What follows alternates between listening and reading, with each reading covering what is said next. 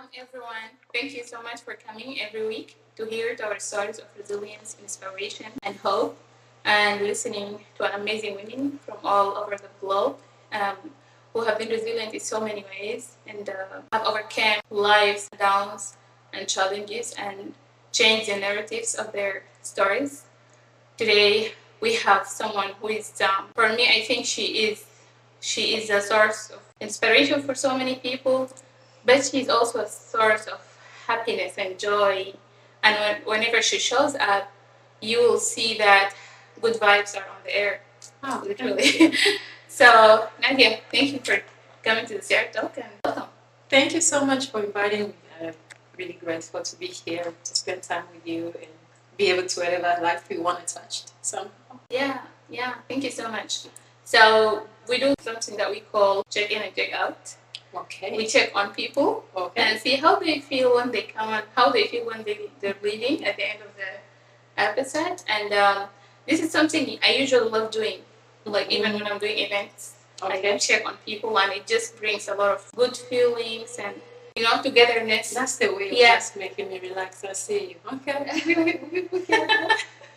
Yeah, so how are you today? I'm good. I can't complain.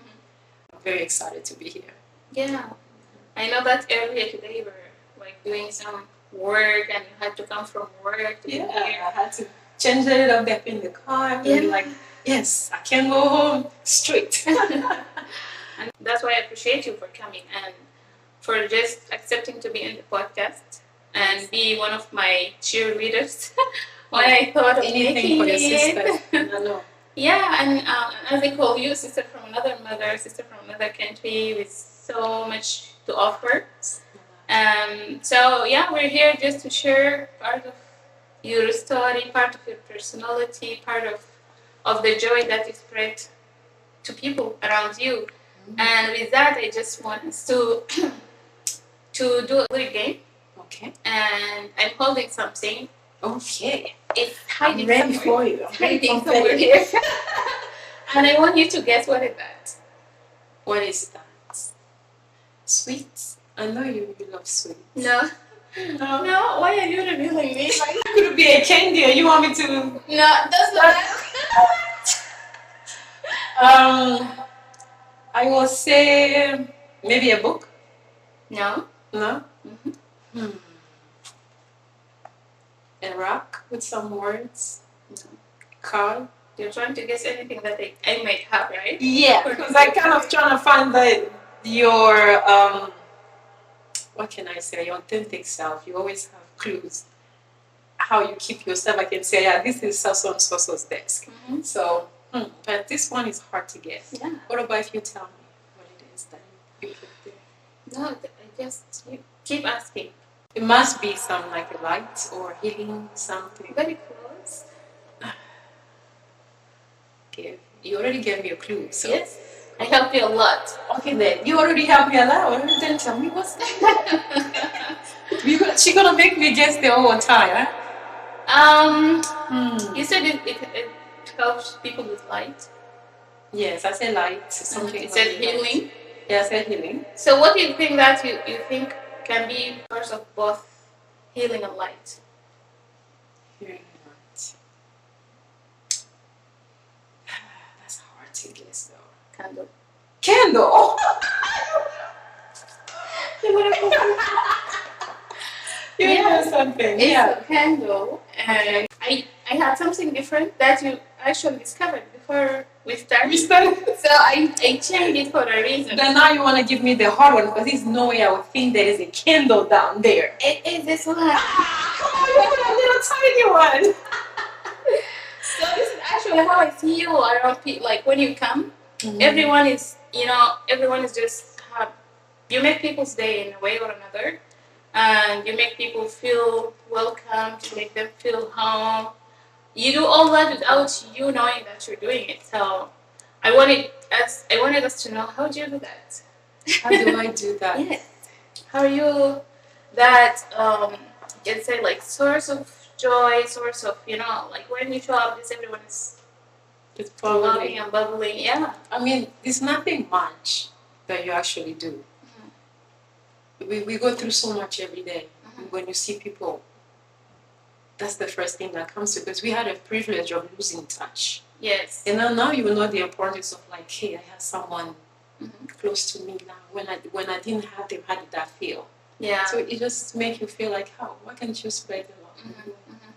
So it has a lot to do with maybe some experience. Experience, also the love I have for people. Yeah. I'm a lover, I'm a hugger. I'm just that person. Before you can see me that point where I go down, I don't know what would be, but I feel like that part of me is just the way I would live.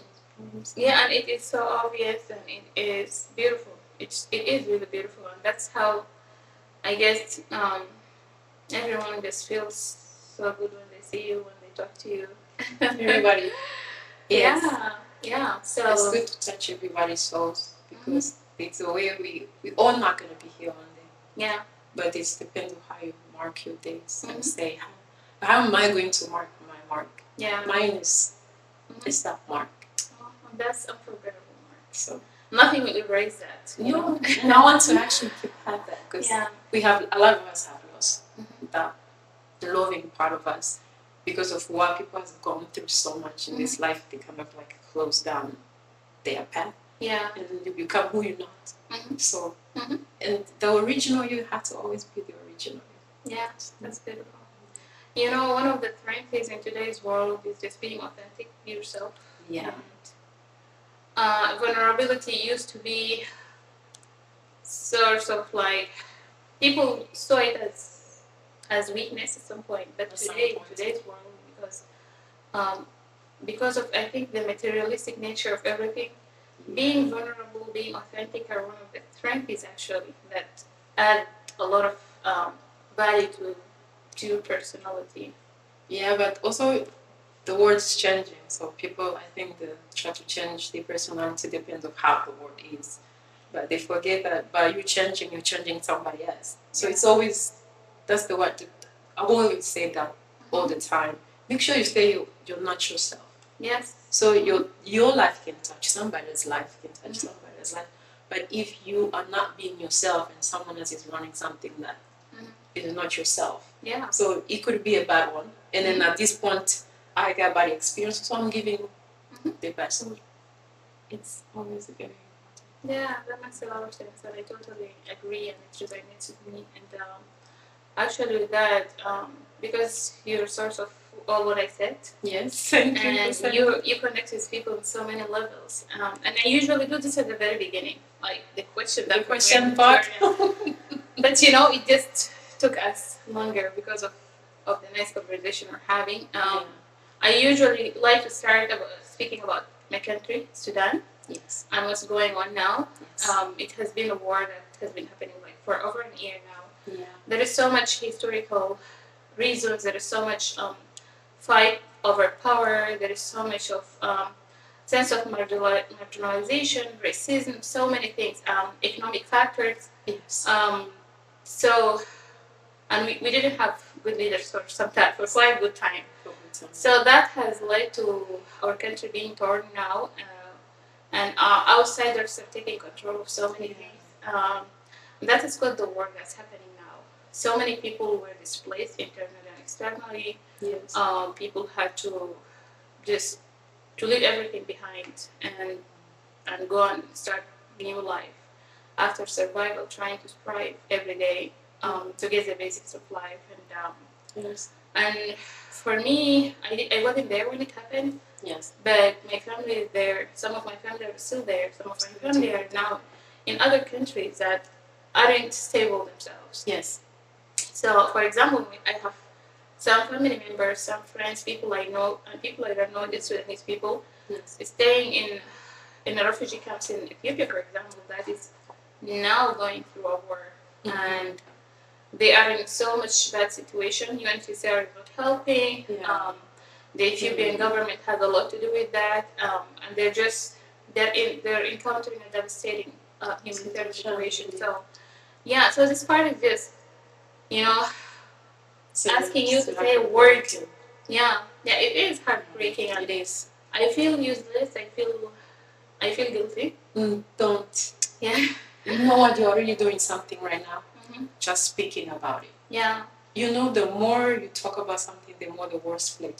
Yeah, of course. So the number one thing Mhm. that people should know Mhm. when a country is going through something like this, if you never really experience it, then you really do not know Exactly. how it feels, because at the end of all this, Mhm. the experience itself before you in it and coming out of it is totally different. Of course. Part of it. But my prayers, my thoughts, Mhm. my well-being, is to pray for any country that is going through something like that.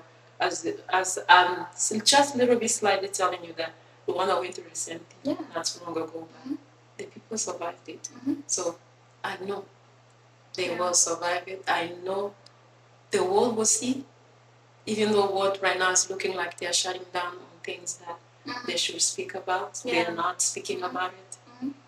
But we are seeing, Yeah. and the change will come. So it's you just keep being strong. Know that the whole world is watching and praying for you guys. It's not that we know. People think that people don't know about. Yeah. This is a word of what? Multiple news are everywhere. Exactly. And Mhm. the leaders don't know what the country is losing just about. Mhm. Losing the people that is in it. Yeah. This is something that they need to sit down Mhm. Mhm. and really thought of who are they hurting actually. Yeah. The leaders never know this the families we feel, the family that we call every day, Mhm. what they are going through every single day, it's something that they would understand because their families are not going through. Exactly. So you understand that we as people who has actually been to a similar situation like that, Mhm. it's not something that you wish for our Exactly. families to be there too. So my prayers is for the country. Yeah. And I hope this will stop. Yeah. For any know. country that is going through Mhm. a similar situation. Yeah. My heart goes to people in Ukraine, in Palestine, Every Afghanistan, and yeah, everywhere. Mm-hmm. Yeah, absolutely. And I actually was intentional about this because I know that the world now is being very selective about what to talk about and what not. And I know that the Sudanese war is being overlooked intentionally. So I'm just trying to bring our people has to start like, fighting for ourselves. Yeah. We need to start putting ourselves together to fight for our equal rights. Exactly. You understand? They're not gonna come save you if they don't. Mhm. They're not getting anything. Exactly. But those countries that they know they are getting all their resources to, Mhm. other world are looking at it. They're speaking about it. Exactly. But we also hurting us. Mhm. So can we stop hurting us? Yeah. That's one thing that we can say. Mhm. You know, Mhm. it hurts me. Yeah. That is within us Mhm. this time. Exactly. That's the reason why it goes personally and deep for me. Yeah. Because we know one day we can just wake up and say enough is enough. This is our people that we are actually hurting. Exactly. Yeah. The humanity has completely changed. I totally agree with that. And I remember a proverb. I don't remember it exactly, but the meaning is that nobody can climb on your back if you didn't bend. You know? Oh yes. So we need to stop bending. We need to give people reasons. Yeah. You know, to help. To come together, do our part is very important. Africa is powerful. The whole continent itself is very powerful. Mhm. We just don't know how powerful we are. When we realize how powerful we are, we'll stop all this. Yes. Because this is actually destroying us. Mhm. It's not making us stronger. So what is one thing that people won't want to see us do? The union. Mhm. Exactly. You know, that's the most powerful thing when Africa really realize how strong they are themselves. Yeah. We will come together and we'll stop all this. But as you know, it's not that simple. It's not. It's not. Yeah, but I hope that we have that feeling and that understanding of this is essential, and it's not an option now. It's not an option because community thrive by coming together. They All don't the thrive time. by. That's why I always tell us that we have this part of job that we do. Mhm. I keep telling people it's not about what can I do by myself, Mhm. but what can we actually build together. Mhm. You know? Exactly. So every time you speak words or talking to someone, that's one thing I always tell them. Mhm. The more you split it yourself, the more the world becomes a useless place. Exactly. Have you seen an abandoned home that is leaving one person nobody ever comes in, it gets old so fast. Yeah. But the house that people living in, it's staying strong. You understand? Yeah. But if we can bring all those people together, it will come up. It's always starting from somewhere. That's true. Yeah. That's true. Well, thank you so much, Nadia. That's very deep and meaningful and touched you. And I'm sure that it touches a lot of hearts. Oh, I hope so. Yeah. So another thing is just going back to personality, being social, being a social butterfly actually, and being a people's person. I know it's something that everybody loves about you, and I'm sure that you feel good about yourself being that. But what are the advantages and disadvantages of being? I'll start with disadvantage. I feel like people sometimes, when people are not in that bubbles you are, it became something. It became negative energy towards. You understand? Yeah. But I'm not here to look at your negative energy. I can respect who you are as an individual. Oh, this person, my bubbly self will stay. I will distribute, but I will also know my boundaries, what it is. Exactly. It's always a problem when you don't know your boundaries. Absolutely. Because no matter how bubbly, how kind, how whatever you are, you need to respect your space. And that's the reason why I feel like that's sometimes people misunderstood that. So if you already mastered that, it became not. You're in a safe place. But it's also a good thing because it helps me help. If I'm not this way, how would I help? Like, how many souls can I touch? Actually? Yeah, exactly. The work, the humanitarian work we do every single day, it allows you to show the authentic self of yourself. Absolutely. I'm not saying you may not be hurt these days, you're down, but that's just personal. It's got nothing to do with your personality. Exactly. But so it's always good to know. The good thing about it is just respect people's boundaries. Yes. Keep yours, keep theirs. Know everyone you're socializing. So that's why I say you don't just bring it. I'm here. Oh no. Yeah. You split it also respecting people. Yeah. I feel like that's what makes me a little bit still surviving in that bubbly part of the world. So you spoke a little bit about boundaries.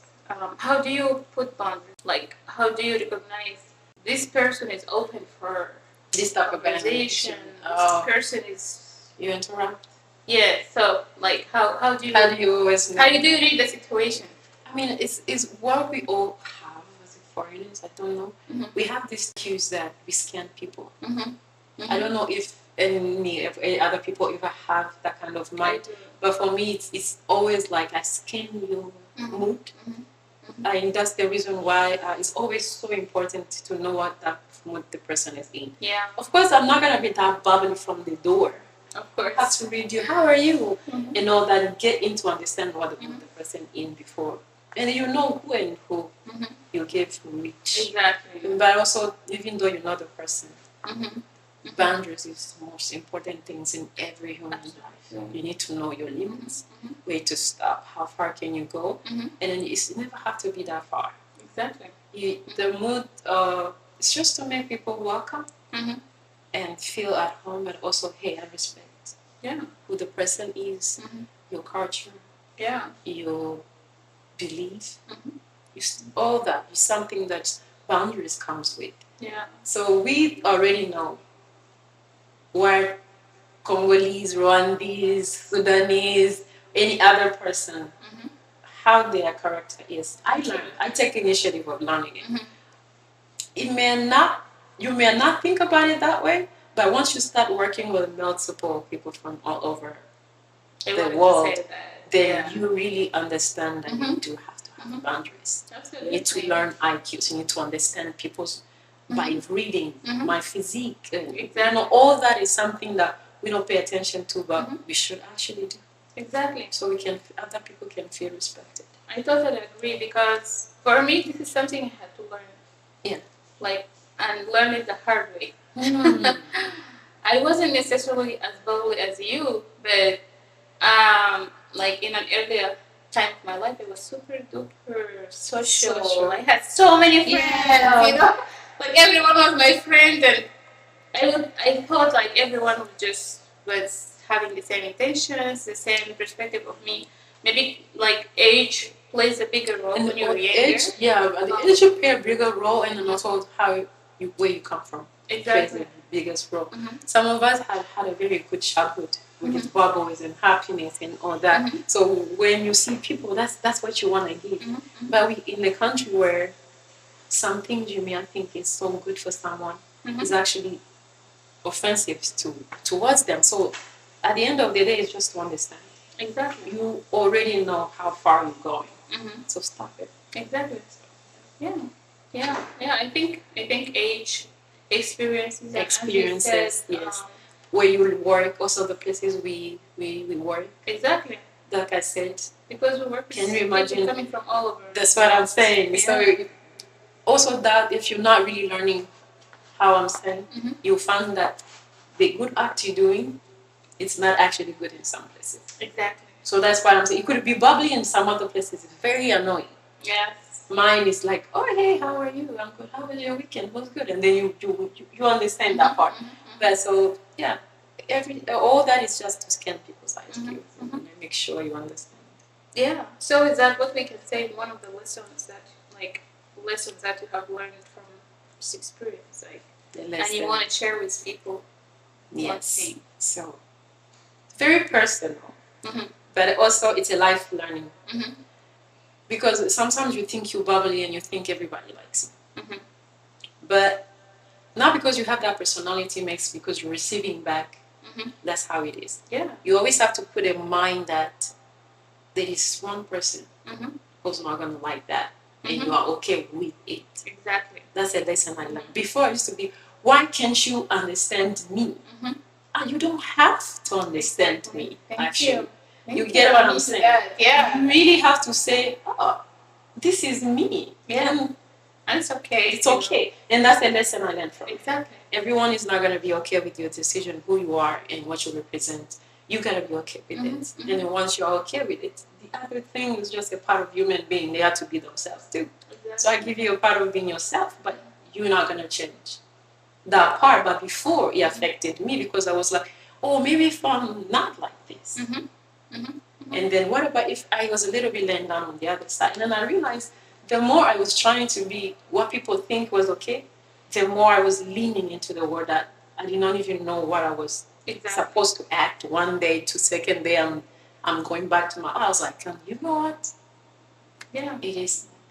And as long as you are okay with who you are, there shouldn't be anything that makes you feel any different. Exactly. Yes. So yeah, we say that's that. A big lesson. Yeah, and that's a big thing for me because like when you stop thinking of what other people think about you, how they see you, that's when you're gonna succeed tremendously. Exactly.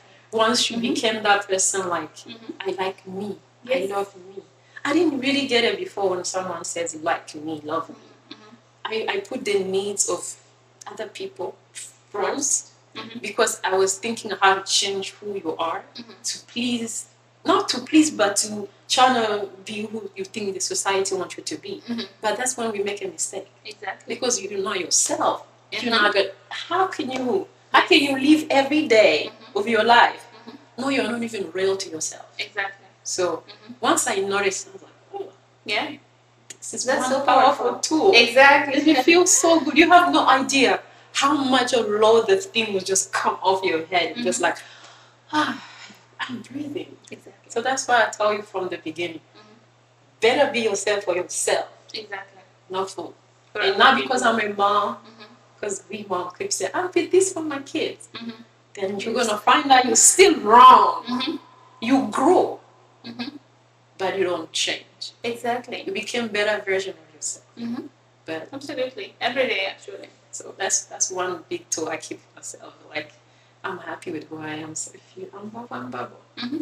Yeah, and that's just so important. When you're like, we were going to speak about motherhood like very late, maybe later, and we have other things. But yeah, I wanted to say like you being yourself, being your authentic self, and just being that person to your kids is a huge thing that they need growing up. Yeah, because you will just teach them how to be strong, how to be confident, how to be themselves, how not to think about what other people think about them and how other people see them. Like how people are really receiving it. Exactly. I mean, you can't put a bad image and receive better. If you put better, you receive better. Exactly. But at the same time, like I say, you can't give better if you're not yourself. At the end of the day, no matter how you want to say, your kids will see you, they wouldn't understand. Your family member will see you, they will not understand because you are not you. They know you. You. Yes. So in that original part of it, that's why we're all losing now. And that's the hardest broken part of it. Because since we are losing that, what else do you have? Exactly. Your personality change. Now you're not real. Then the obvious is showing you're not real. Yes. So they see that. Yeah, so that's why I said do that for you. So that's a tool to always pat on the back when you match that. Because people used to try to teach me that all the time, but I was like, what do you mean love yourself? You must learn that the hard way, right? I had to understand it first. Yes. What it means love yourself. Because it was like, how can someone just love themselves? But that's when I learned it. Yeah, and culturally it has been like when you speak about I love myself or myself first, in my culture, for example, it has always been perceived as selfishness. Yes. So, and you feel guilty when you think that way, but when you reach to this level of understanding and maturity, you know what is the difference between between when people say, when they say they love themselves, it means I put myself in that love that I'm giving. Exactly. Before you are not in that love you're giving. But so sometimes I feel like we all interpret it in our own way.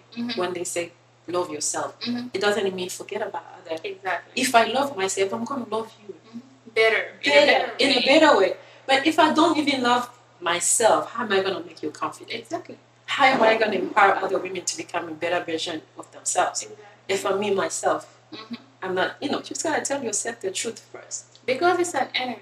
Yes. And this energy goes so far. So far. And then let me tell you something, women. That's the tool that God gave us. But we don't use it. It's love. Yeah. But we just think love we have is love family, love your husband. Love is for everyone. And everything you so do. That's when everything you do. So if I love everybody. And that's why you see there's some people who are so happy, but you're trying to find out why. That's the part. Yeah. That we all missing because I come from the same word you say. Exactly. If I heard anyone in my family heard say I love myself first, I had to teach them what that means. Exactly. So if you say you love yourself, it's not like I forget to people. love you. I still put you first if you really don't be careful and look at it. Yeah. We still put everybody as first, but you put yourself Absolutely. in that. Yeah, that's very deep and it's very powerful. Thanks for sharing that. Thank you. So we're going so back, like 20 years. Over 20 years. Over 20. Oh, now you want to take me back into my childhood. No, that's interesting. I know. Very interesting. Because we spoke earlier about people fleeing in today's world, and when they hear your story, I'm sure it's going to empower a lot of people, and it will inspire them to not lose the hope, to stay confident, to stay strong, and to know that this is going to an end. So I know you have moved from DRC to Rwanda to the US. That's a long journey, and especially when you are in a young age.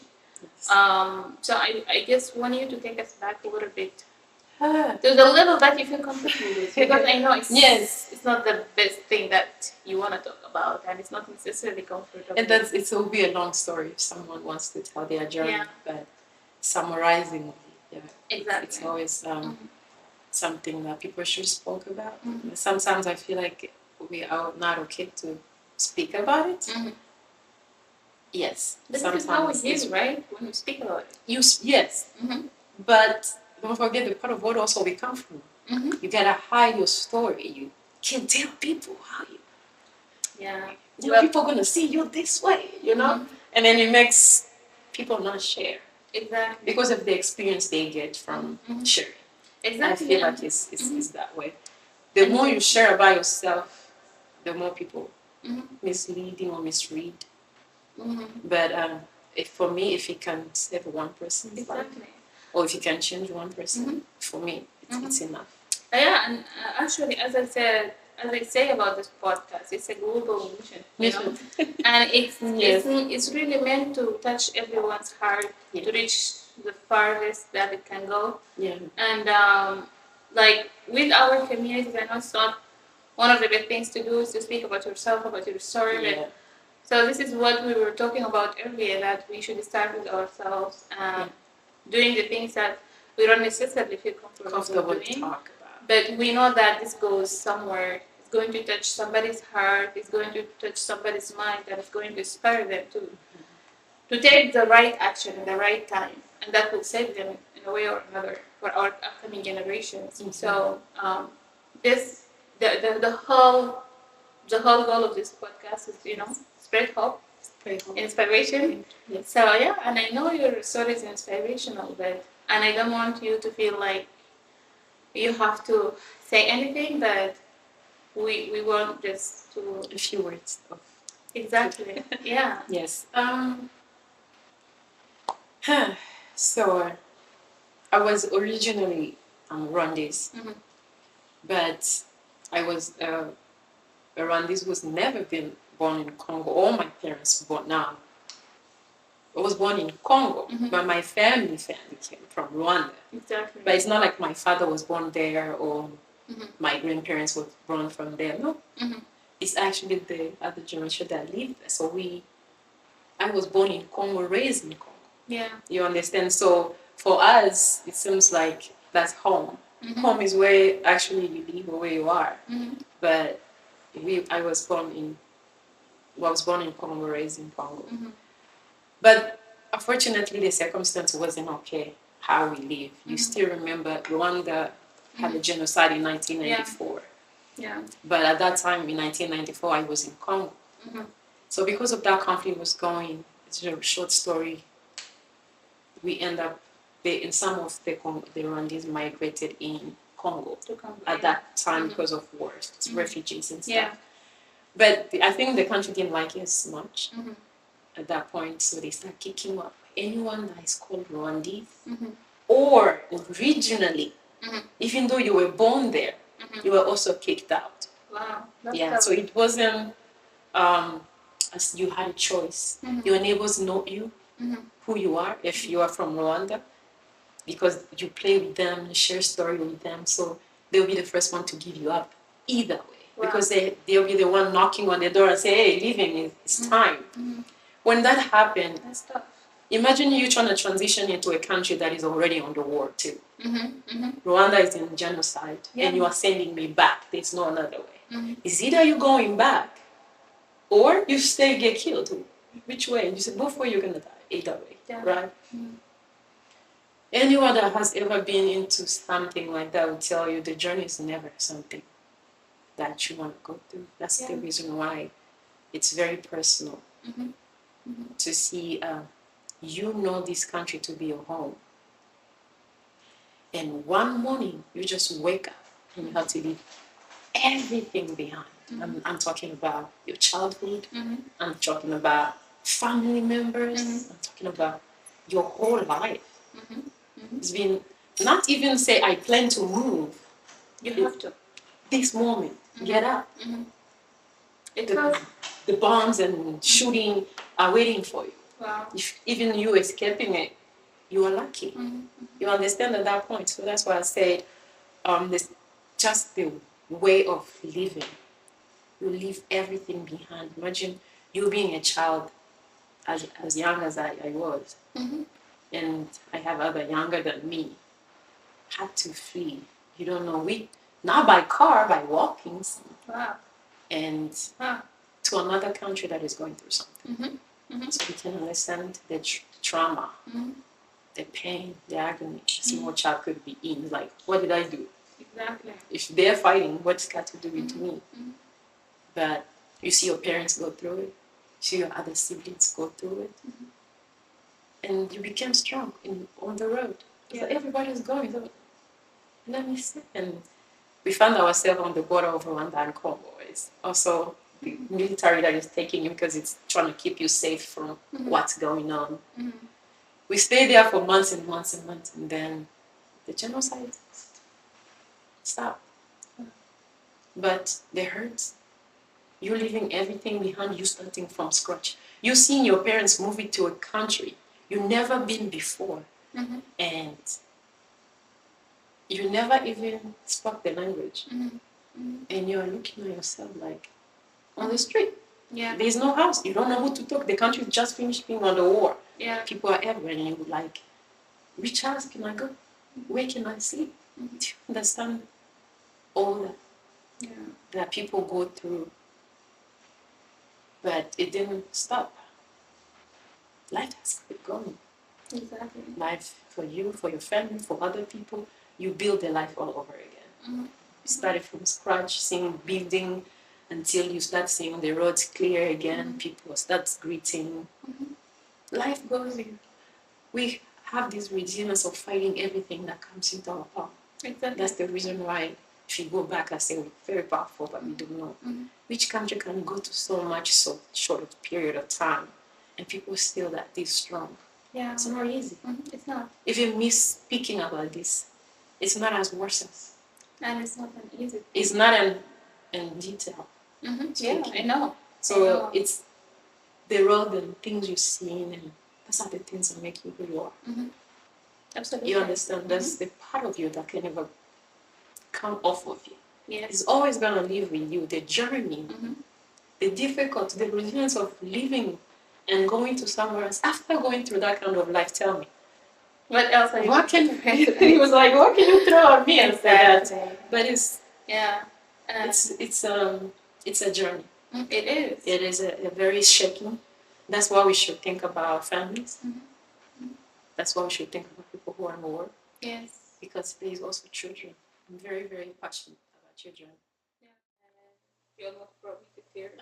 Sorry about that. No, it's okay. When you were talking about that, I remembered my family who has to flee from Sudan to countries like Ethiopia that's having war right now, and it just feels so scary and it feels so uncertain, and it just brought me that feeling of feeling useless and not being able to help anymore. But that was so brave of you sharing that, and it says a lot about your personality. It says a lot about the person you became today. So to follow up with that, how was the journey from Rwanda to the US? And I don't want to answer you. You don't have to say a lot. Just I know. I mean, that one is not even as bad as you would think, because, of course, you also the thing. Like I said before, moving one country to another. I feel like the moving to Congo, going to Rwanda has already given me a hint of what is going to happen in a different country again, different languages. Yeah. This day I could speak French and they could hear me. But here it's either you speak English or not. Yes. And then, as you remember back then, Rwanda was still a French-speaking country. Yes. Back when I was there. But after a while, they changed into English now. But then it was not. Even if you're learning it from school and you're playing with it, it's just like giving you high schooler here or take a French class. That's how it was. They won't. Of course, some of them won't take it serious. Some of them will joke out of it. But like I said, the transition is always to just being a stranger in a country that you cannot communicate. Yes. Or ask for help. Or be able to say, I'm hurt. I don't want this. I want that. And you find yourself again in the same circumstances, the same way over again. But this one is a little bit intimidating and terrifying because you're still young also. Yes. Everything is a little bit scary for you. And people are also welcoming, but I feel like back then wasn't so welcoming as it's now, refugees. I feel like refugees now are well understood, well received. Interesting. Because I thought the opposite. No, because like in schools, then we were actually not just from where you're from. It's everywhere from everywhere. You have Bosnia back there. You have Somalia, Ethiopia, Congolese, Rwandese, Jamaica, everywhere. That's what I'm just saying. So imagine. At least that's like I don't even know how to say, but the transition just to move to that or be here at this moment in this environment that I cannot communicate is completely challenging. It is. And also scary. Mm-hmm. But also, like I said, if you're not that bubbly, Mm-hmm. if you're not that approachable, Mm-hmm. if you cannot get out of your comfort zone, Mm-hmm. to imagine where you will be. Yeah. Yeah. You Yeah. just had that feeling. Mm-hmm. I'm in your country right now as I speak, and I Mm-hmm. want to say something, and I can go even one message to anyone. Yeah, it's That's really it. hard. It is hard. Everywhere you misunderstood because you cannot speak, you'll be blamed because you can't speak. So that's why I said I feel like the journey could be easier. For some people, Mm-hmm. if they're in that level where they speak some languages, I Mm-hmm. feel like it's totally different. Yeah. Then you express yourself. Mm-hmm. But also don't forget, we have a lot of people even a letter in their own language. So at the end of the time, Mm-hmm. it's not going to be that easy. The Yeah. communication. Mm-hmm. But the journey was very interesting. Mm-hmm. But not also scary the way we look at it. Yeah. I'm giving you what I felt. Yes. But for what I know now, Mm-hmm. the journey is not actually as bad. Mm-hmm. Because you're meeting people now. Mm-hmm. We have our community, guys. We have community for everywhere. You can just walk down Clafton in your home, literally. Exactly. You see everybody from everywhere. You're comfortable. Mm-hmm. Then no one is being allowed to walk on the streets the way you guys playing on the street, Mm-hmm. being outside, the kids playing on. It was, but it was not as much because this culture kids are in. Remember, we grew up on your block. You live in your house playing in the front door all day. You are outside, but then you come to a place where you gotta stay. You stay inside. Everywhere you go, you have to drive. Exactly. I have to go to a laundromat. I can't just wash my clothes and Yes. put them anywhere I want to. Mm-hmm. All that just comes. Then it's hitting you. Yes. You get what I'm Yeah. saying? You don't know your right, you don't know your left. If someone say go your left, you're going right. You know, all that was just going. But if you really look at it, Mm-hmm. it's the scary we get. There's always help somewhere. But it's just the scare you get. But for me, it was more of like not speaking. Mm-hmm. So that became a huge problem for It me. is. Because then in school, Mm-hmm. at work, Mm-hmm. how long is it going to take you to even learn one word? Exactly. But like I said, Mm-hmm. it is nothing. You will go through and come out not being strong. Absolutely. You learned the language. Mhm. You become who you want to become. At this point, if you became who you are today, is what you wanted. It's not because you couldn't do it. Yeah. You get what I'm saying? It's not because of your journey Because of that how you couldn't do it. Even though we went through all that, I feel like it's a fear that pushes us back. Mm-hmm. It's not the reality that the country is so scary. Yeah. No, it's just you being there Mhm. in this environment. How am I gonna get there? There is a community, Exactly. the whole community. Mhm. So it's getting better and better and better for all of us. But back then, the journey was just what it is. And it's very. If you really look back now, you're like, oh wow, I overcome all that. Mm-hmm. Wow, Mm-hmm. I overcome so much Yes. that you should actually praise yourself for. We don't And get be to proud. do that and be proud. Yes. We are very strong and powerful people. We are, and we are. Yeah, and like this is something you should be proud of. I should. Do you be know how proud much mental health somebody will be walking around? of. Yes. Yeah. With that, if you kept it, Mm-hmm. or Mm-hmm. if you kept the journeys from the war and what's happening, Mm-hmm. what happened during Congo, what happened during every time, Exactly. then you're not going to survive if you really look Exactly. at it. You just have to think positive about everything positive. That's me. Mm-hmm. I always tell myself, do you know how we always panic when you can't do something that you can't fix happen, Mm-hmm. but you stress about it, you can't sleep for days and nights? This is a theory, right? Yes. I don't know if everybody will understand the way I'm saying it, but I'll just say it. You worry about the issue. Mm-hmm. You're not sleeping. Yes. You're adding more unhealthy situations for yourself. Yes. The way you keep worrying, is that situation going to get fixed? That's a question you have to ask yourself. If I'm not sleeping, is this thing going to still generate itself to the point where it's fixed? No. Or what am I going to choose to do today? Yeah. Be positive and wait for the good to happen. Exactly. that's what we've been doing all these years. All your life is hoping for the greater to happen. Yeah. That's it. So, and it takes one action at a time. so Right? that's One step at a time. That's why when something you can't fix, stop losing sleep off of it. Exactly. Don't stop becoming stroke or high blood pressure on something you know you can't control. Exactly.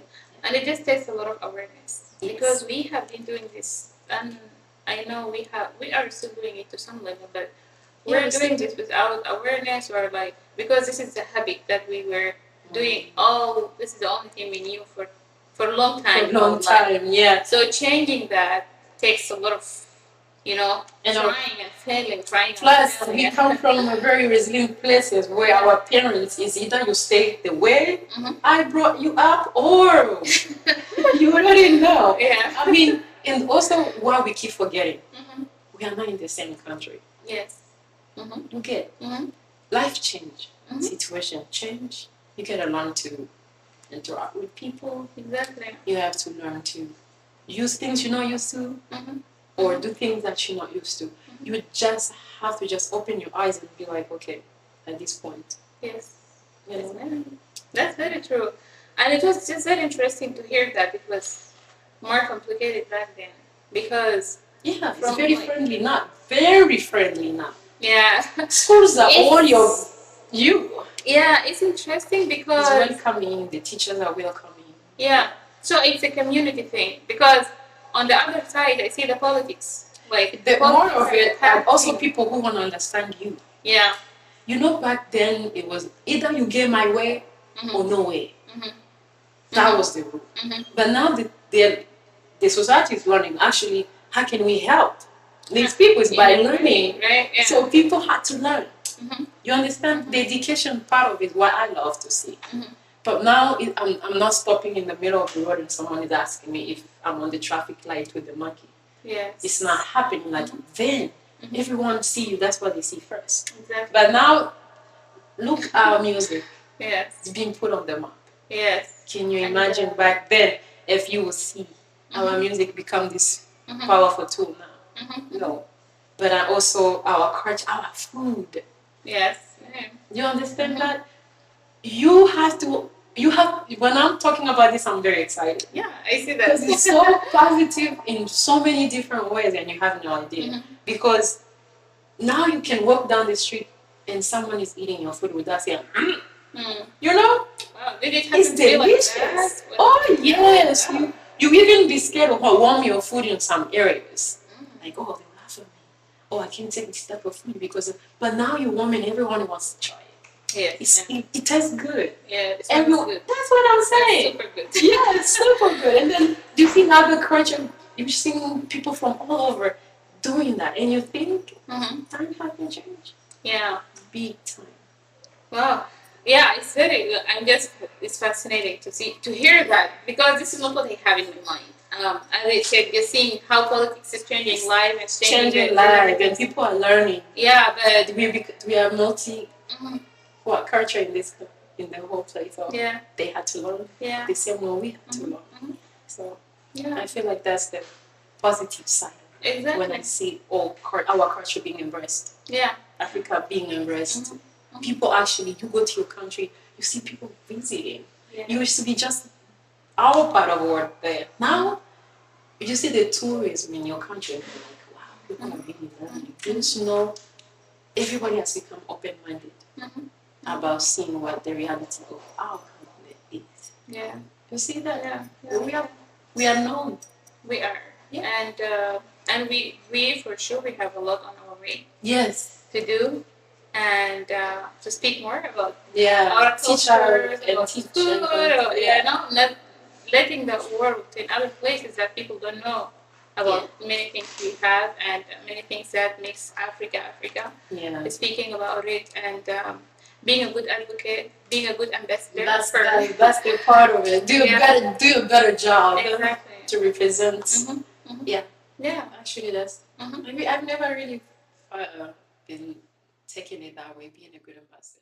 Listening to your story, to your experience, I know there are so many wisdoms that you have learned throughout the way. But what is one wisdom that you can give to a newly arriving young girl who came from anywhere in the world. She came to the US or she went to other countries. So I always go back to say, women, we come far from away from history. That, and one thing that is always triggering me, that is just knowing that they were not able, even though they wanted to, and they were not able to, and that was something that stopped them.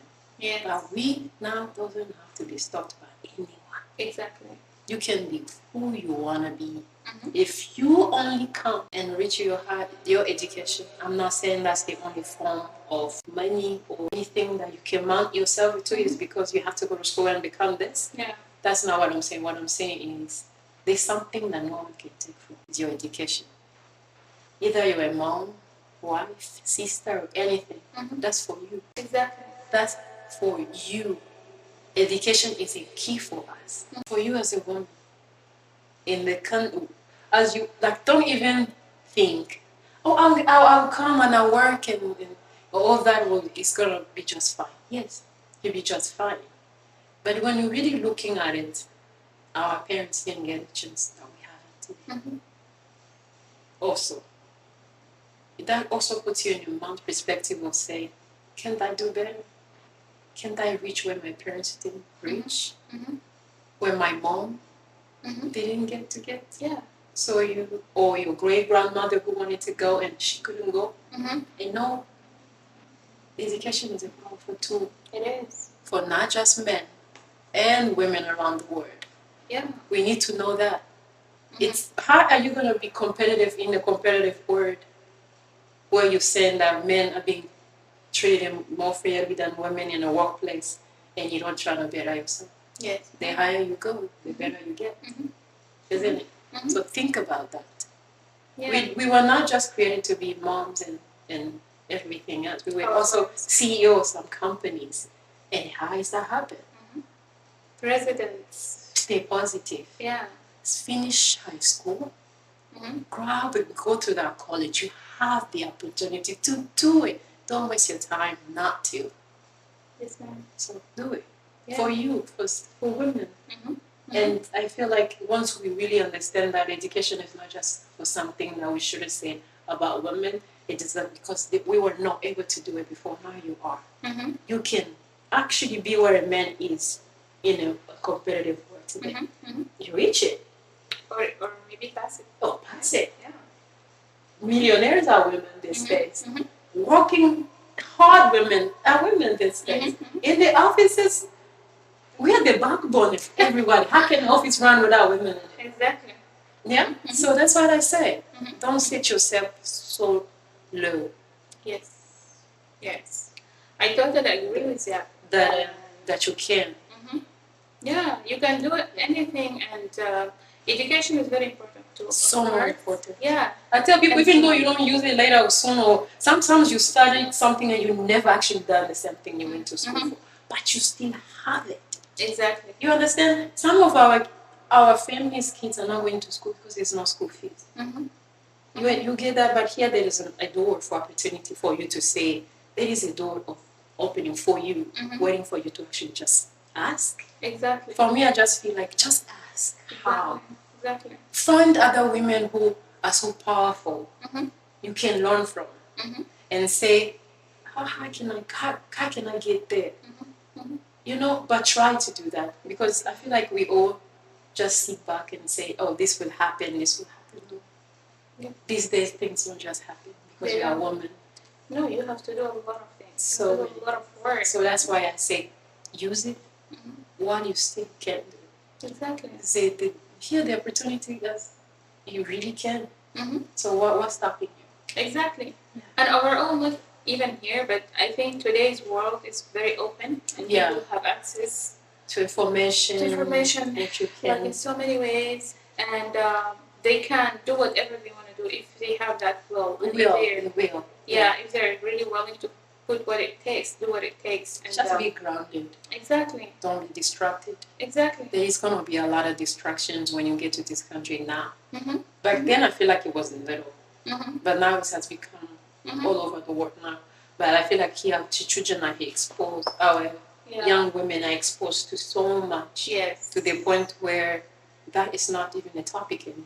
Exactly. You know, here anyone talks about education anymore. It's because nobody's interested in that, but it has become on the side, even though it's in people's mind. But at the end of the day, it's not a topic anymore. We have a lot of topics now. It's marriage only. People speak about money, marriage, and all that. But there is other important thing that needs to be spoken. Exactly. Yeah. Thank you. I just wanted to take it back a little bit to when you spoke about our moms and like our grandma. They didn't really get an opportunity because of how the life was set back then. And for example, my mom had to leave the school to go and help her mom because there was a struggle between the school and the house needed her for some help because she was the older one. The school needed her, but when she doesn't do the homework, she got beaten at the school. Yes. When she comes home and she doesn't help, she gets beaten. Even a female child not receiving. Exactly. And that was just back then because they used to think that it was a waste of time for a female to actually go to school because at the end of the day they felt like even though we are getting you to do this education, someone else will marry you and then will take you away, and at the end of the day you'll be in the kitchen because there was no job also.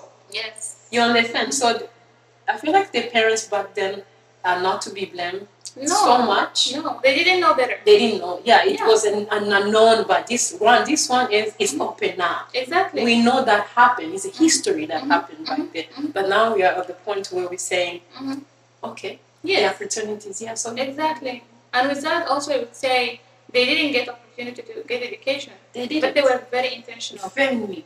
That we get the education. Every family that you ever go home, you will hear every parent say, what I want.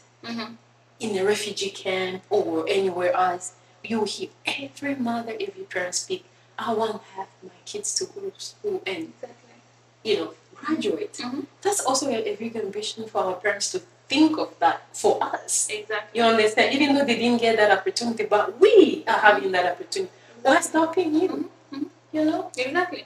Yeah. And especially when you're grounded, when you said we're grounded, I think we are grounded by the values they gave us, you know? And the quality of life they gave us, despite of all lack of resources, lack of information, everything. Yeah. But they were very dedicated to be good moms, to be good, fathers, to be a good family for us. And that has a lot to do with our personalities. And this is where we're grounded now, and we're trying, to be impactful. That's the reason why we are here to share. Hey, exactly. Yeah. This is for you. Do it for you. When you sit back, I'm not saying something should happen. When you sit down, tell me you're happy with what you have accomplished. Exactly. What you're going to tell your children you have done. Or that it's something that we should think, live by example. Exactly. What footstep are you setting? What do you want your kids to? Exactly. Either you want them or you don't want them. But it's still there is something you want to leave as a legacy for your kids. Exactly. But just them knowing that, my mom was able, why not me? It's just being a real model to not just your own kids, but girls out there. Like you said, we are the ambassadors. We are. Yeah. So thank you. Yeah, I guess I would love talking to you. You know that, right? All the time. This is something else today. Really. It has been so long, deep conversations. I want to give you a break. I feel like I have been so hard on your heart. And this one, it's going to be a little hard, but I think it's also going to break the ice a little bit. So it's a game. It's a question. Yes. That is not real, it's not a real life situation, but you imagine being on that situation.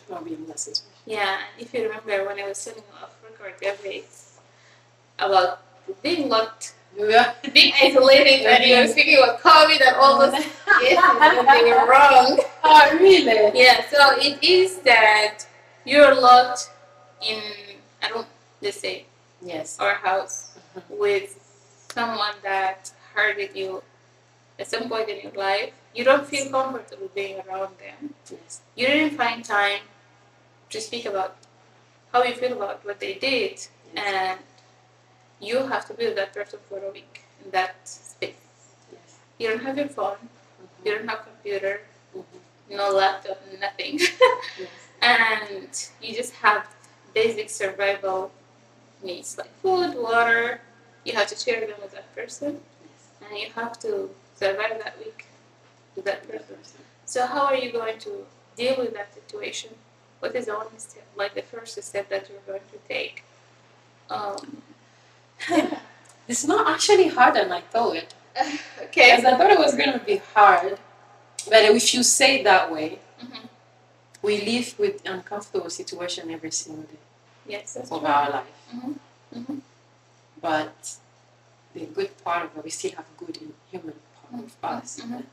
We have a good brain, and the brain that's telling you, you should do this, and this one says you should do that. Yeah. But if I'm locked with you, even I was not locked with you, I will still want us to be in the good faith. I will approach you. How? I will approach you first. We'll discuss about it.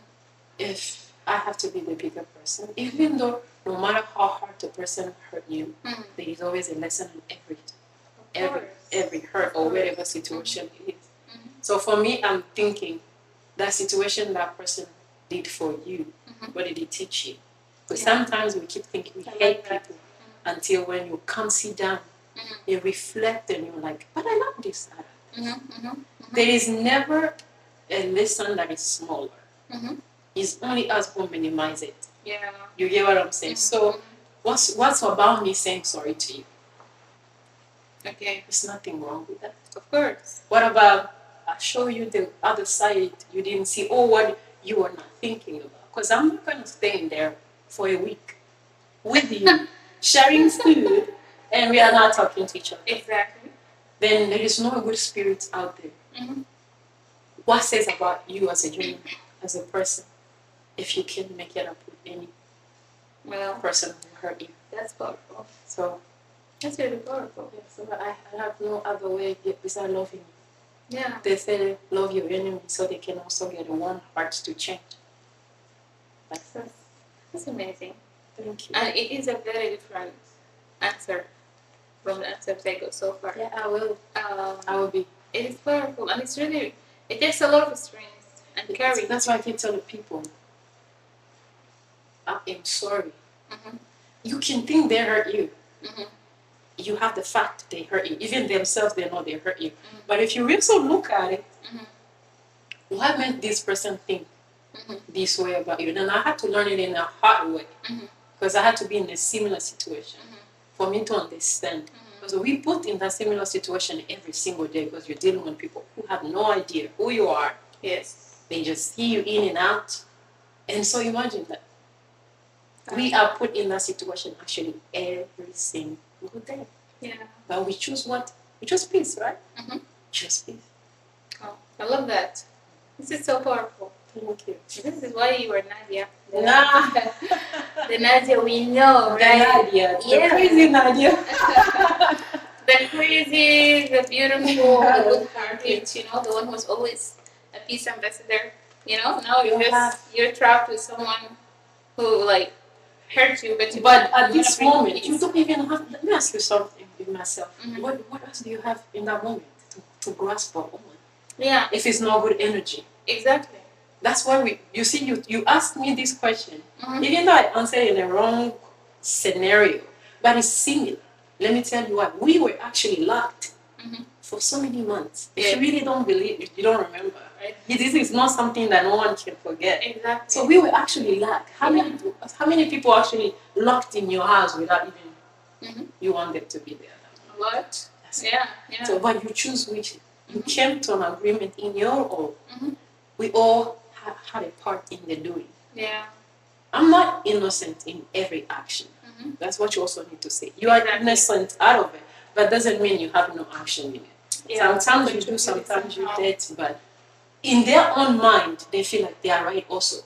Exactly. So that's what it takes hard for you to come to a person and say, let's fix this. Let's talk this out. Exactly. That energy is not going to take you anywhere besides be angry. Imagine being locked in there so angry. your heart wanna bust every day because you have to be in there reminding yourself why you can be happy. You can play, you can talk, you can tell each other the stories and all that stuff that happened in real life. But you are in there, want to blow up every single day. You can't even let your food digest well because you have to be that way. Exactly. So it's up to you. You either can choose to be in there, ignore the person, eat your food, go to sleep, and mind my business. And then what environment? That's what makes me feel like I'm different. For a whole week. That's for the whole week. That's a very long time for you not to be a human. Yeah. So that's why I say if that person also can say no to my story, it's not about me anymore. Exactly. It's on you. So I'm gonna eat my food and I'm gonna smile, knowing that I did the right thing. Exactly. But how am I gonna sleep and feel that 1 week I'm probably dehydrated, don't wanna eat, miserable, and I'm gonna have to run my face every. That's so childish, though. That's crazy. No, even kids. That's why kids are like they're kids. But believe me, there are so many people. Yeah, because they forget things. Because kids fight with you 5 minutes later, they're gone. They're even coming back if you are eating. Can we eat together? Exactly. Can you imagine if all of us can just do that? Exactly. But it's hard because nobody's gonna see that. Oh, you are my enemy. Yeah, and Take your food. I take time. I'm gonna pass this way. How you gonna come the same way? You hold so much shit to you. You come, even if it's at workplace, you're holding on your heart. And if it's at home, you get up. I'm not going to go to sleep with all that. And then wake up in the morning, I have to remind myself I'm still upset. Yeah. Do you know even me to be upset for 2 minutes is hard for me? Yeah. Wow. That's what I'm saying. Even sometimes I'm mad and I have to remind myself that I was mad about something.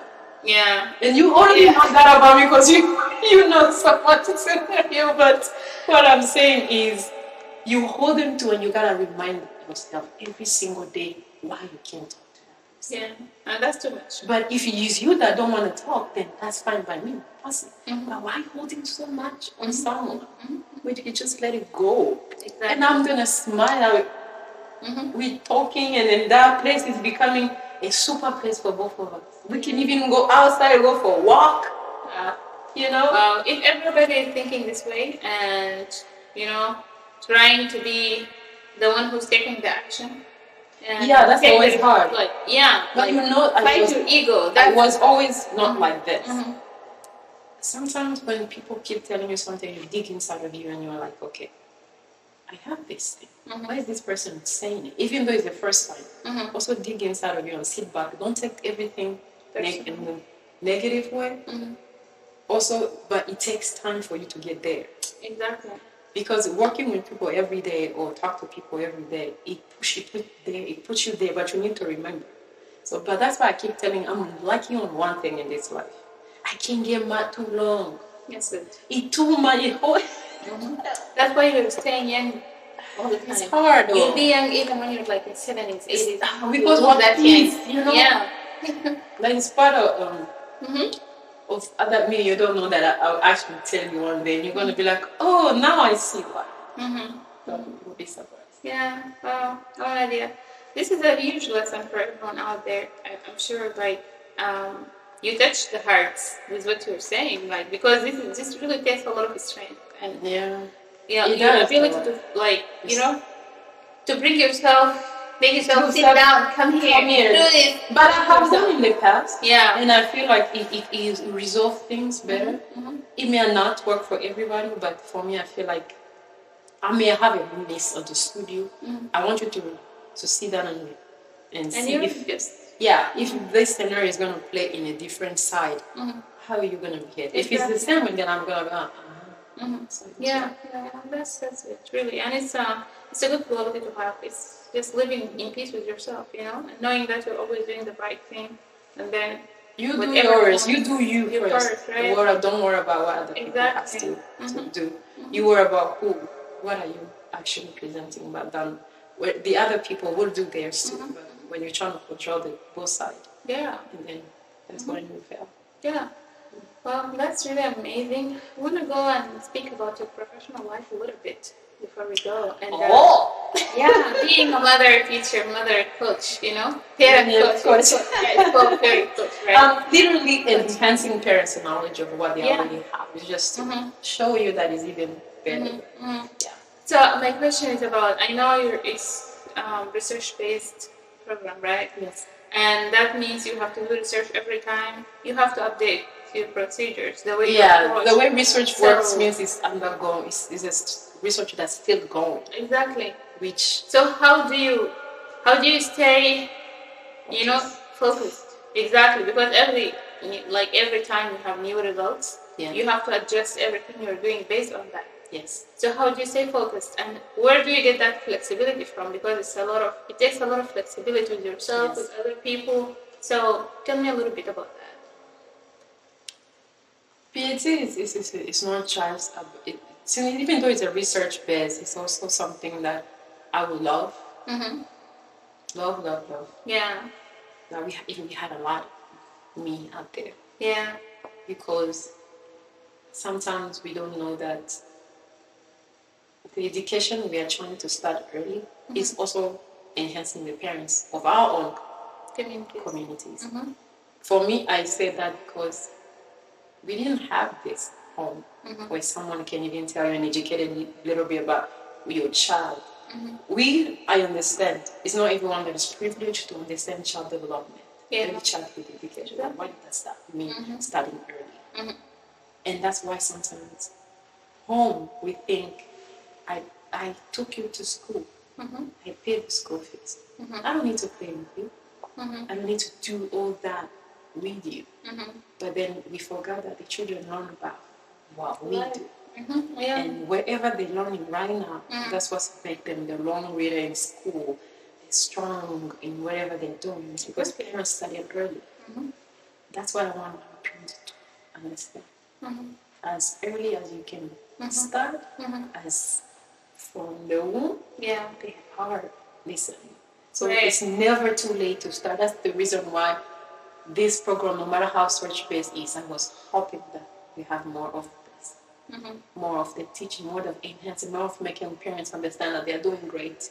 Because our community also, we don't have people telling our mother, you're doing good. I want to go in there and say, proud of you. Yeah. Just for learning.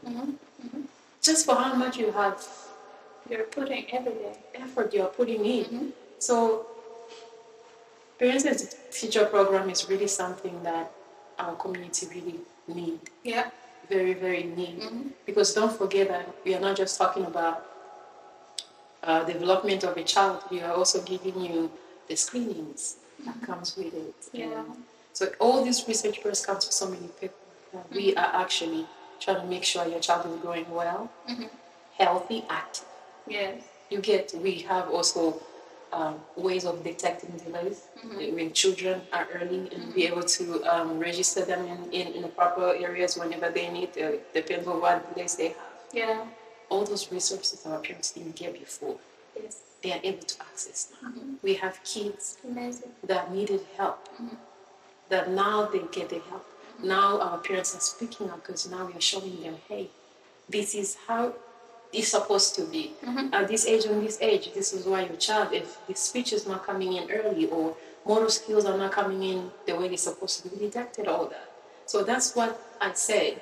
Just me being able to give this powerful tool to our parents is very powerful for me. But go back to your question saying that how do I find the balance? Yeah. That's a very tough question. I didn't even think you were gonna put me on the spot like that.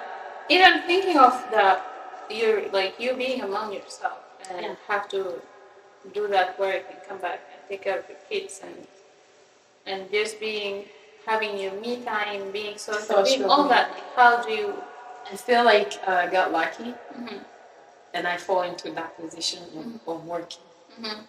In the camp where we work in today. The reason why I say it's because most of the time there is no actually time to read. If you are a mom, you already know. Either you have a full-time teacher, you're also a full-time teacher at home, and then you're also a full-time mommy, and you're also a full-time worker. balance Nurture, is right. create it yourself. Because at the end of the day, there's no excuses why you can't do more. Yeah. That's one thing. Balance, you just have to know at this time to this time was work time. Yeah. I believe with this work over here. Because I even had to put in a lot of hours too.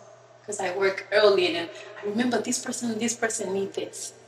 You understand? So I don't think there is a balance, even though you're trying to find it. It is not the right way to tell you things. And you just know how to drive your own car. You know how you understand your car and you're being able to drive it. That's it. I feel like that's the same thing. I like that. Because it's uncomfortable when it's not your routine. Yes. But once you find that balance between your routine and work and children and being mom and being a wife, then you all that sinks in. Then you're like, oh, I can do this, I can do that. But there is no specific answer for that. Recipe. There is not a recipe for that because just working on a research-based program, it's a nervous breakdown because you deal with so much thing. Whatever comes, they throw it at you.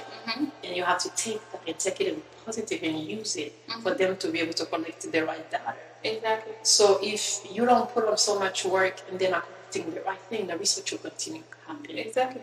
So that's the first thing. And then the reason why it's so hard is because we are collecting the right data. Straight up, you are doing the research yourself. So it's you they trust. So exactly. You have, that's the balance. And also loving your job, something else too. I feel like because we love what we do, especially when you are in a humanitarian work where you feel like it's you. Impacting people. Just have me. I don't even mind if I had 2 people today. I go home and I'm like, you know, so just you know that you love it. That's it. Yeah, I feel it's because we love it. That's just remembering your why. Like, why you're doing this. I love it. I love the impact I do. And that comes from your resilience of what you went through. Exactly. And now you're like, my people's gotta know. That's what is in you. You're like, oh my gosh, I know so much. I can share it. Exactly. Then you offer jobs everywhere else. When you stay in some corner, you're like, I'm giving. This is what I want to do. And then you can be invited to other job places. You look at you don't feel like you're vibing in. No, because that's what you like. People like doing business. Oh, that's like nothing to them. Exactly. Because that's what you want to do. But you have to see if you are not a business person try to do business. Where do you? It's really hard, and you can relate. And that's what I'm trying to say. Because a lot of people's like, how can this be? It is. Yeah, the situation is different. It's really hard. Yeah. But one thing I learned recently that you can bring business and humanitarian. They can marry. Yeah, they can marry together. Yeah. That is also. Yeah, they can. Yeah. Because even you being a business person is also the same thing. But also don't forget that you are also doing it because you love it. Exactly. There is no person. This person who go into business because they are making money. They're gonna fail so. Yeah. Because then they don't have a passion for it, and then it starts slipping down. Yes. There is a lot of passion that needs to be created around that. So for me, I feel like the balance is because we love what we do.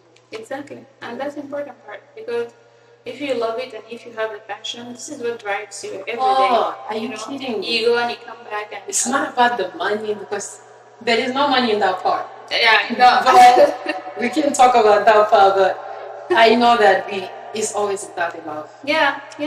You know, it's something like international, universal. Yep. The non-profit area. Yeah. You don't get money, but you get wealth of. You feel. I think your fulfillment. Exactly. Yeah. I'm not grabbing so much, but I'm giving so much. Yeah.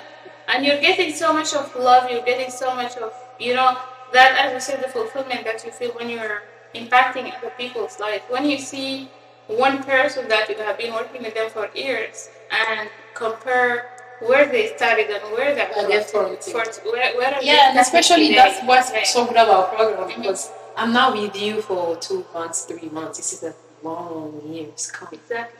So we have built a relationship. We have built that boundary. We have built so much around that family because when they leave, you're like, oh, this family is well You feel like you became part of the family. Yeah, actually, I don't remember if there's a client I ever worked with. And I can't remember if I see them. It's not possible. Yeah, of course. Because you remember the story, you attach to it, and all that stuff. Yeah. You go there, you get to eat food with them, love with them. And if you didn't eat, they get mad at you and all that. It's a lot of stories. But also culture. Yeah. Because I have learned the hardest way. I learned it from you too. And a lot of my colleagues, if you go to their house, oh no, you must. There's feast going on. So, yeah. You're actually a part of the family until you start saying, oh, don't do it again. I'm okay. Don't make tea. I'm fine. But when is that going to happen? Exactly. They know you are coming. Yes. They prepare it. It's ready. Right? And that's the story that touches us. Because it's not, there's love they show you. Yeah. That keeps you going. Exactly. And I just see how that's impacting you as a person. Yeah. In how you're dealing with everyone, but also how you handle children. Because I remember one day when I went with my daughter Rita. Oh, that's my sweetheart. And she was so fussy. She was young and she was still like not used to be around people. Yeah. And they had a meeting. You took her. Yeah, I know. Somehow you made her sleep. And I'm still wondering how you made that. I have special connection with you. I know. So I haven't held a child who's never spent my arms before. And then I always ask myself, everywhere I go, I don't know if there is somebody who will tell me one day, oh, the reason why that happened is because you are a mom, but that's not true. Because everyone is a mom, so they have moms in them. But I don't know. There is Every child I hold, I can put here on my shoulder, they fall asleep. Yeah. And then I always like, what did I do? You made them milk. What do you do? I don't know. They're just angels, Yeah. There's really nothing They connect you can say about kids that would make me understand there is any child that's not an angel. They connect with your spirit. I do connect with them. Yeah. I love kids. Yeah. You should see me in the home visit. Yeah. Some days the moms are like, the baby, I'm leaving, and they're crying. And then I come back, the baby quiet, and the mother's like, just take the baby. Give me a break. And everywhere is the same. Do they feel jealous though? Like that? Some places. Yeah. Because then the mom is like, I'm your mom, why are you? They're giving the cultural support. I'm like, I want to go with her. And then I'm putting this child in the car. She's like, oh yeah, let's go. Yeah, and they don't have any problem, right? Yeah, they don't have any problem. And you just looked at how, you see the trust they're giving you. Exactly. You don't receive it anymore. Exactly. Just little kids you work with every single day, they give you so much love and so much, it's pure. So that's why I feel like, and so much prayer. Better blessed if I just babies. Right? Yeah. I love that. Yeah, I love that. So speaking of babies and motherhood and all that, there is this question that I ask any mom after I became mom, because I didn't know that feeling before. Yeah. Every time I leave Rita, so I leave her with my mom and everything, she's doing great, and I always say I appreciate her for doing it. Like doing her part with me and my siblings, but now also doing it with our children. Even when she was back home, she was helping my other sisters.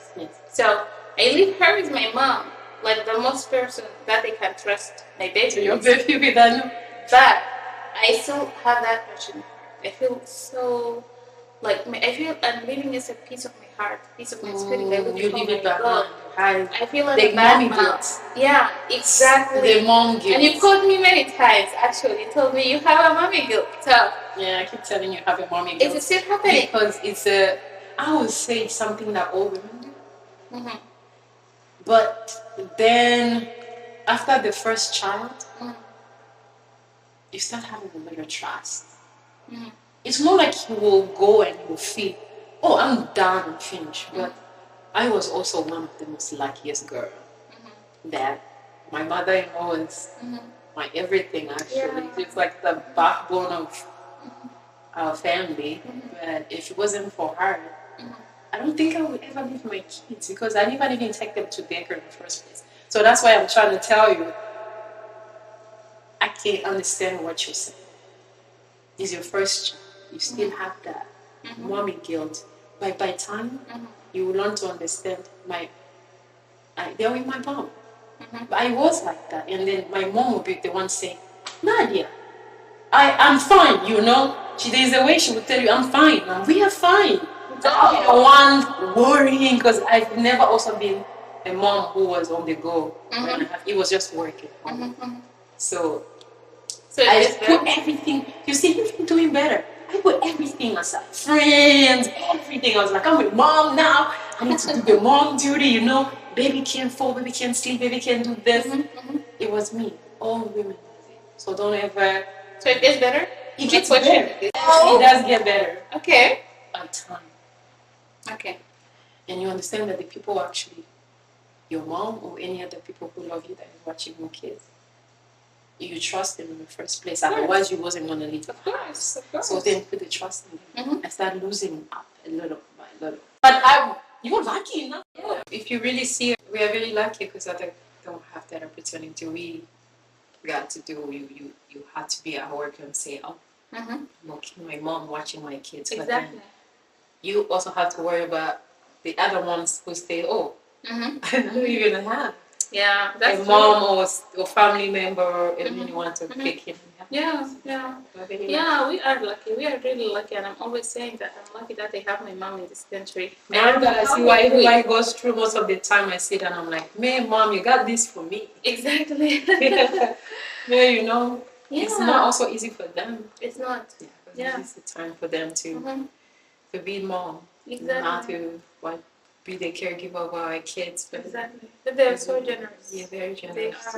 They have a big hearts, and yes. Actually, sometimes I feel my mom loves our kids more than she loves us. It's everywhere. Before the kids came, my mother-in-law was this baby that. Now when the kids came, everything for the girl, the wagon. He was like, my babies, and I was like, who am I to you then?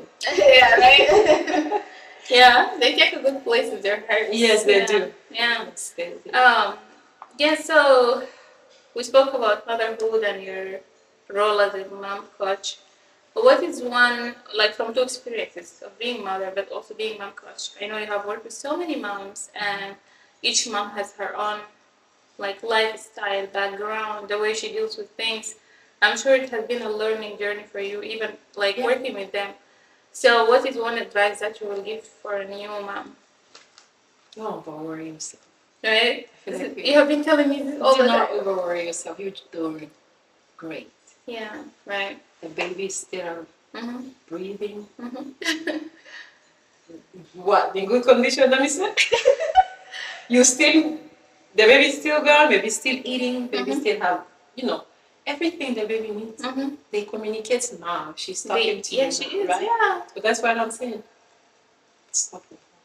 Yeah. Worry. Yeah. I think because of our worried, we lack of the trust of, let me fully let it go.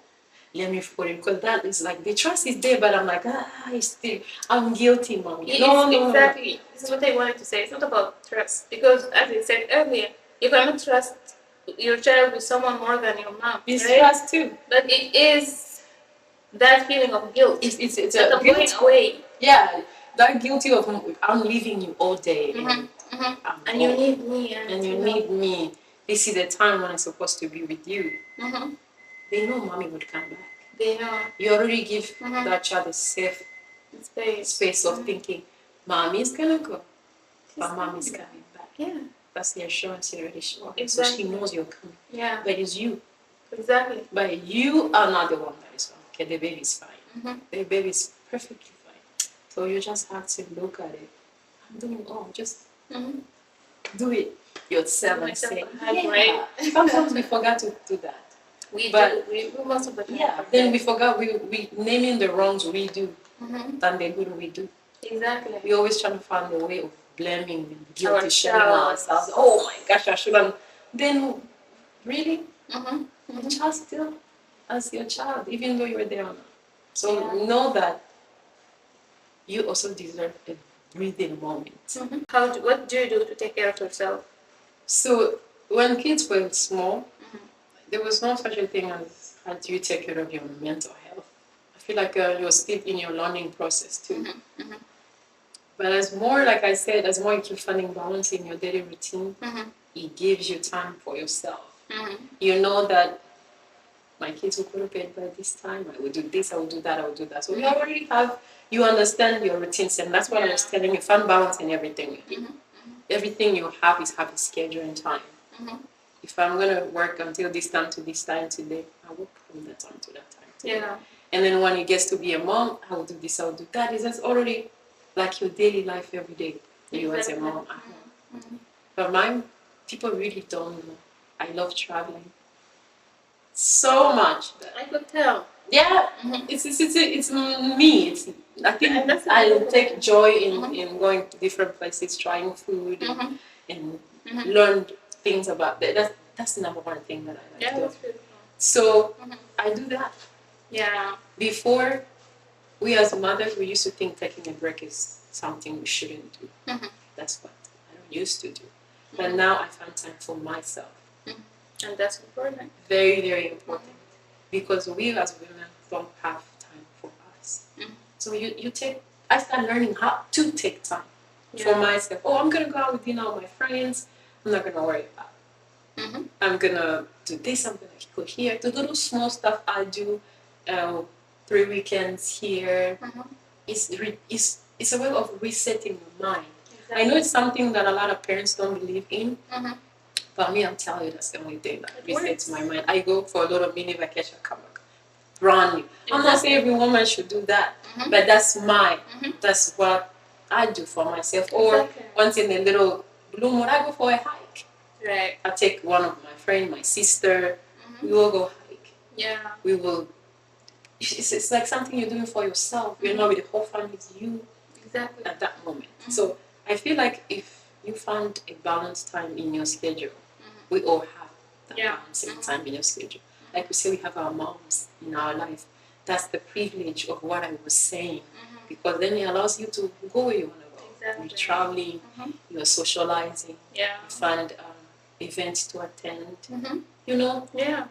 Mental health is something that, first of all, we don't used to understand what mental health is. Yeah. Before you can even agree, we think mental health is something like, oh, I must be crazy on the street and holding a bag, like back home and running. Yeah. No, mental health is you snapping at work, you snapping of your children, you snapping at anyone that talks to you. Exactly. Or you having different attitude, wherever it is. So mental health is a lot of things that we don't agree with. Exactly. Oh, I'm so strong. We're trying to be so strong all the time. For our kids, for our family, yes. But if you're a dead machine, who are you going to help? Exactly. But also, it takes time for you to understand this machine needs to rest. This gas. Yes, it needs, even though God is there. Today I'm saying no into that. And I'm going to rest. Exactly. And the whole world is not evolving around what you have to do. If you're living and it's dead. No, you just have to put it in your mind. This own machine that is taking care of everybody in the house actually has to have a moment. It's a recharge. Exactly. If you start seeing yourself, you're not being yourself, it's time to take yourself out and sort of giving your children and quality mother. Exactly. It's better to take that time, you rest, you come back. I notice you love you even more because I'm rested well enough. Exactly. So we need to remember. That's important, and the important thing to mention is that everyone can take that me time in like wherever, like however they want to take, right? Yeah. Some whatever people, you wanna do, like take makes you happy. Yeah, maybe just go for a walk, or just have have a manicure, have a pedicure, something like that. You know, or talk to a friend, or go out shopping with your friend. Something that you know you like doing. Exactly. Find time for that. Exactly. Without nobody else. You don't have. You find the people you want to be around, because I'm 24/7 with you. It's okay sometimes to take a break. Yeah. So and when I'm having my me time, it's okay to have it my me time. And that doesn't mean by any way. It's a real bad mom. I don't love anybody. But I'm not gonna love you if I'm already a machine that can work like exactly. Because I'm not used to you, and I'm also not used to me. So yeah, that's powerful, and yeah. So with that, I know we have spoke a lot about so many things, and it has just been a very amazing conversation. It was really And nice. I enjoyed every moment and second of Oh. listening to you, and really, and I know whoever will be seeing and listening to this episode, they will enjoy, they will learn, Thank you and for saying that. I'm sure you will touch so many hearts and minds, and It's also- we want you back. We Yeah. want you back maybe. Oh, Yeah, no, 1 year or no? I don't know. I will be, but I won't forget to talk about the day, the day we all started. Exactly right. But I'm really proud of you Thank you. as a woman, not a mom first. Yeah. As a woman, Thank you. what you do for you, Mhm. because you're not just giving yourself a voice, you're also giving any other woman a voice Exactly. to say something that is on their heart. It's like a release moment, just Exactly. to hear how to have women talk. Thank you. And I appreciate the support. And as I said, I feel I belong here because Yeah. I love having deep conversations with people. Like I even know that about off you. camera. Yes. So having that and impacting other people's life, calling people to share their stories, and everyone has their own unique story that Stories. nobody else's story looks like, and they just teach people, they impact people, they inspire people. So all the pride is mine actually to have some people like you come and spend this time with us and share their stories and inspire. Yeah.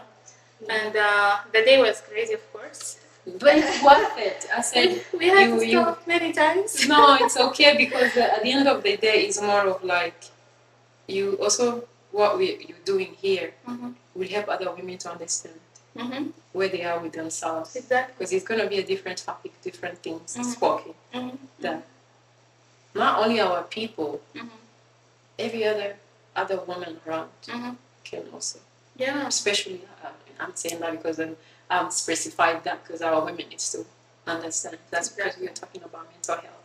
Yeah. They need to understand that a lot of women from where we're from, or other women from, like, we're not speaking about mental health enough, Even here. and it's affecting us. Yeah. It's really like in our daily life, but it's not enough people speaking about it. But I feel like everyone should be okay speaking about it, because once you're already on that point of no return, that's it. Exactly. Yeah. Yeah. And people need to understand that there is nothing wrong with, like, addressing mental illnesses, speaking about Seek mental for health. help. Yeah, exactly. And seek help. Understand that it's not what we're thinking it was. Educate yourself a little bit more and willing to understand that. Exactly. It's not, you just need help. You need, maybe it's a break you need. All that is, that's why we are speaking about it. Can't judge anyone for how you feel. Exactly. But I will be okay seeing other women talk about it. Because the more this person experiences on mental health, it will teach you, touch the other person in different. Yeah. And that's very important.